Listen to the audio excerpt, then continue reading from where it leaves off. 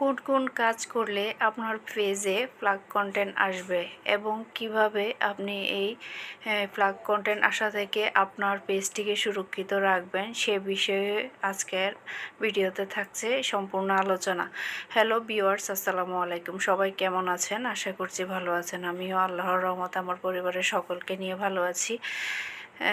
আর পরিবারের সকল সদস্যদের জন্য আপনাদের কাছে দোয়া প্রার্থনা করছি।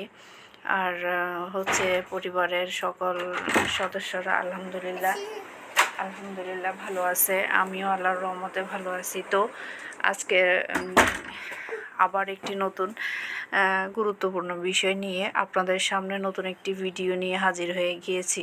তো আশা করছি আপনারা ভিডিওটি যারা নতুন পেজে কাজ শুরু করেছেন তাদের জন্য খুব বেশি গুরুত্বপূর্ণ।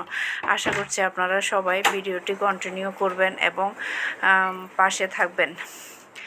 তো আজকের যে বিষয়টা নিয়ে আমি কথা বলতে চাইছিলাম, আমার কাছে যেগুলো সমস্যা মনে হয়েছে, আমি যখন পেজ ওপেন করেছিলাম তার কিছুদিনের মধ্যেই আমার ফ্ল্যাগ কন্টেন্ট ধরা পড়েছিল। সেটা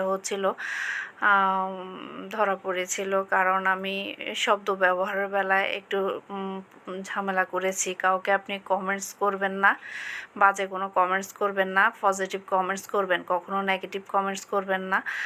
আর আপনার পেজে কখন ফ্ল্যাগ কন্টেন্ট আসবে সেটা হচ্ছে যে আপনি যখন ভিডিও তৈরি করবেন সেখানে কোনো উলঙ্গ বেবির ছবি ব্যবহার করবেন না, এবং এমন কোনো পশু, গলা কাটা রক্তাক্ত পশু বা প্রাণীর ছবি আপনি পেজে আপলোড করবেন না।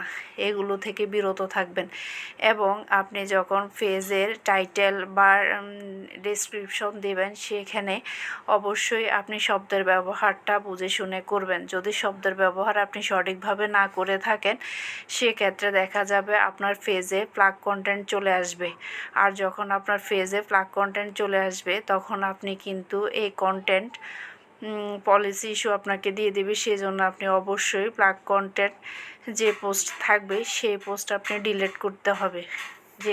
সেখানে আপনার ভিউজ যাই আসুক না বা কেন বা রিয়াকশান যাই আসুক না কেন সেটার দিকে আপনি তাকাতে পারবেন না। আপনাকে অনেক একটু বেশি সমস্যার সম্মুখীন হতে হবে। তো সেজন্য যারা নতুন পেজ নিয়ে কাজ করছেন তাদের উদ্দেশ্যে বলছি যে আপনারা শব্দ ব্যবহারের বেলায় ভিডিও তৈরি করার সময় অবশ্যই খেয়ালে রাখবেন শব্দ ব্যবহারের বেলায় যেন বাজে কোনো শব্দ চলে না আসে। এবং যারা নতুন আছেন অবশ্যই আমার ভিডিওটা তাদের জন্য আজকে তৈরি করেছি। আমি যেসব সমস্যার সম্মুখীন হয়েছি আমি চাই না যে আমার পরিবারের অন্যান্য সদস্যরা এসব সমস্যার সম্মুখীন হন। তো অবশ্যই সবাই ভিডিওটা দেখে উপকৃত হয়েছেন কিনা জানাবেন। আর ভিডিওটা যদি ভালো লেগে থাকে লাইক, কমেন্ট বা শেয়ার করে পাশে থাকবেন। তো ধন্যবাদ সবাইকে। সবাই ভালো থাকবেন, সুস্থ থাকবেন। আবার পরবর্তীতে দেখা হয়ে যাবে নতুন কোনো ভিডিও নিয়ে। সে পর্যন্ত ভালো থাকবেন। আসসালামু আলাইকুম ওয়া রাহমাতুল্লাহ।